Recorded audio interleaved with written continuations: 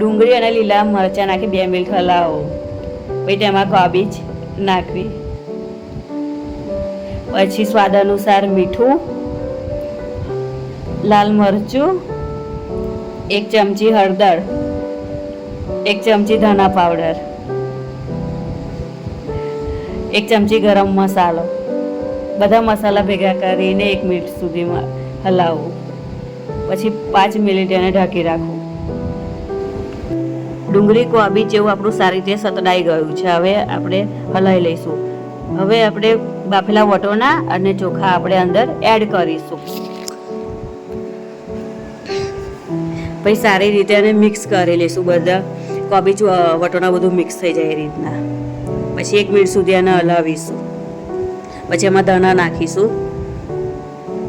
પછી એને હલાવી લઈશું.